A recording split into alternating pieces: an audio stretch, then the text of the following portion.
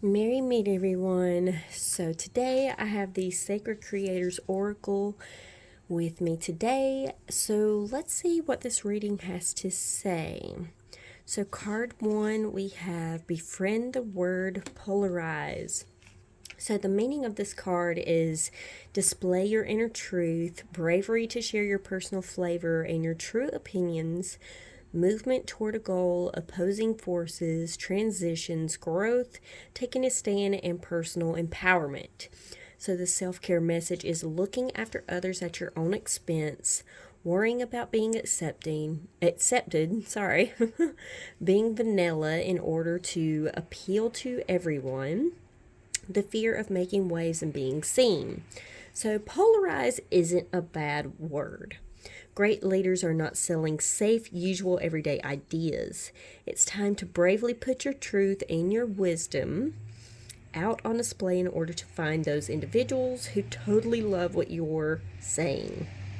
So, finding those soulful kindreds may mean that there will be others who disagree with what you're all about, and that's okay. It's time to get comfortable with this possibility and steer clear of any safely watered down vanilla choices that are meant to keep you liked. You are anything but average, so don't hide your powerful message from the world by trying to appeal to the taste of the masses. Growth and change are, by nature, uncomfortable for some people, and your particular brand of magic won't be perfect for everyone. Your people will feel compelled by your authentic stories, courage, vulnerability, and honesty. Be courageous and allow your unique flavor of awesome sauce to shine through. You'll attract people who are fiercely in love with what you're up to, and your heart will feel so full that the light of the world will spill forth from your joy. So, this deck has some shadow work prompts and self care prompts. So, here's the questions. So, how can you seek more honestly and directly in your life? Is there something about yourself that you have been hiding in order to play it safe in the world? What are you apicuing? Excuse me, I couldn't get that out. What about you could shine a little more brightly? Rewrite your bio for your eyes only. No one else will see it, so let it flow. Some starting points. What do you stand for? What fires you up? What are your dreams? Interesting. I love this card. So let's go to card 2 and see what it has to say. Raw intention. So the meaning of this card is intention brought to life, willpower, savage love, divine intervention, powerful inspiration, channeling messages from source. The self-care message is holding on to the details too tightly, not allowing source to intervene, missed opportunities, getting stuck in your story, unchecked emotion that is sabotaging your efforts. So intention can be raw or it can be refined. Refined intention gets polished and perfected and turned into marketing, a resume, a vision board, whatever the case may be, and it is always tinted by layers of our own perception. Raw intention is wilder than that. It's pure, unrefined, and authentic. It's the mother who lifts a car with her bare hands to save her child because raw power does not ask questions. It just does. And so it is. By virtue of simply being human, and you have this wild and natural magic inside you.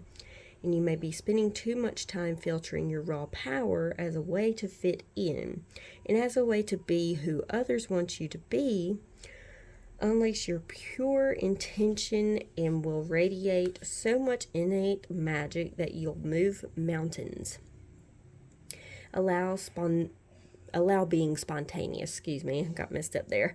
Allow being spontaneous and divine love to guide you, and pay attention to whim, desire, inclination, and impulse.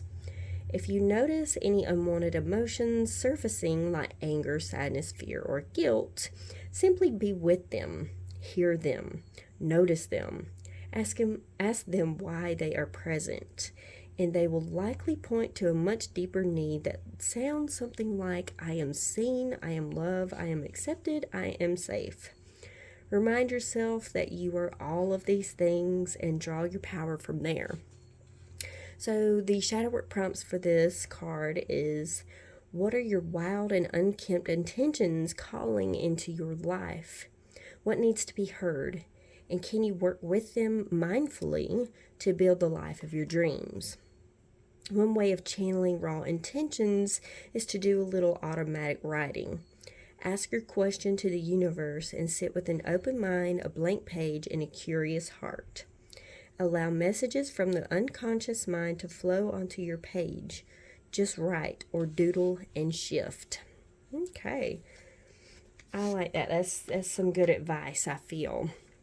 So card 3, we have Find Your Sacred Flow. Okay, so the meaning of this card is finding your flow state, your unique rhythm, bringing your spirituality into the solution, in flow with the universe, pausing, surrendering, control, taking time to understand other perspectives and your own. So the self-care message for this card is a habit of copying someone else's steps, overscheduling your time, being a martyr, putting others' needs in front of your own, a need for self-care, and a sacred pause. So, your sacred flow. Each one of those words is powerful medicine for your creator spirit.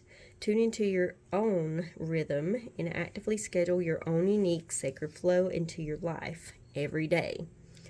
This may mean stopping to nap, exercise, or meditate during the day if that's what makes your heart sing.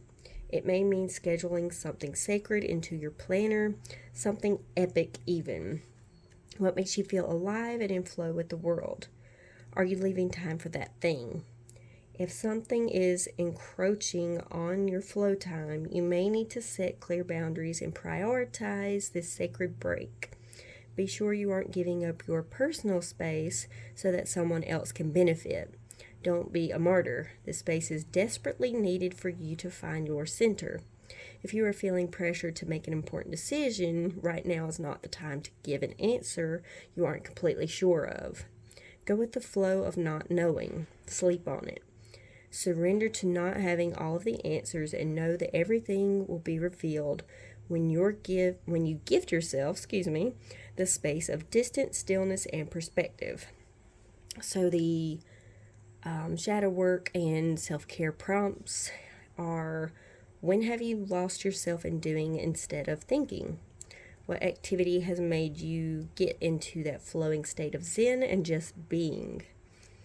How do you get into that sacred zone, that place where time stands still and everything else fades away? If you were to flip your opinion on its head, what perspective would you be gifted? Okay.